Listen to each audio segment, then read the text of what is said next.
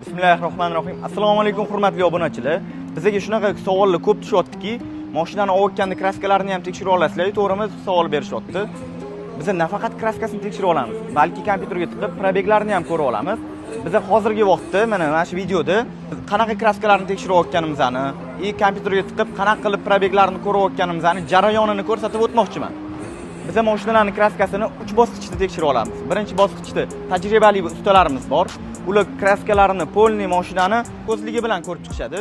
Ikkinchi bosqich talchimetr apparatlarimizni olib kelib qo'yganmiz.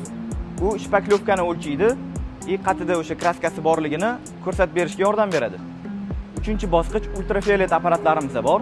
Ultrafiolet apparatlarimiz qatida kraska, qatida petno, qirilgan joylarigacha ko'rsatib beradi. Mana ultrafiolet apparatimiz qanaqa ko'rinishda bo'ladi? Bu qanaqa ishlatiladi?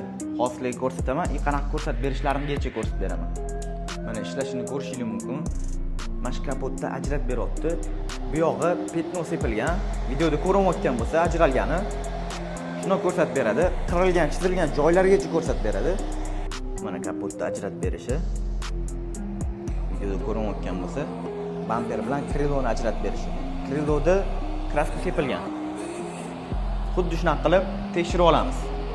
Undan tashqari bizning tajribali ustalarimiz kompyuterni mashinaga ulab, mashinada qanaqa muammosi bor, qanaqa ошибкалari, motorida qanaqa muammo bor, hammasi tekshiriladi.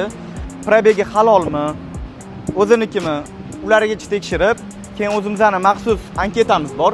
O'sha anketaga yozib, kraskalari qatida, probeglari qanaqa, hammasi yozilib, keyin sotuvga chiqadi. Biz bu apparatlarni qimmat bo'lishiga qaramay nimaga olib kelib qo'yganmiz? Hozirgi mana degan ustalar ham kraska sepilgan detalni ajrata olmaydigan holatlar uchrayapti. Ko'p mashinachilarning o'zligi ham mashina sotib olishayotganda aldanib qolishyapti. Qarabsizlarki, mashinachilarning ko'pchiligi yolg'onchiga chiqib qolyapti. Bizning bu harakatimiz o'zimiz mashina olganda aldanib qolmasligimiz, klientlarimiz ishonchini sinmasligi uchun. Chunki bizning viloyatda keladigan klientlarimiz juda ham ko'p. Ularni kelib ketishi ham anchagina xarajat. Kelishganda toza degan mashinalarimizdan kraska chiqib qolib, kelganda pushaymon bo'lib, bekorga rasxodga tushmasligini xohlaganimiz uchun ham biz bu mashinalarni yaxshilab tekshirib olishga, keyin sotishga harakat qilamiz. Sizlar mashina olganda aldanib qolmanglar.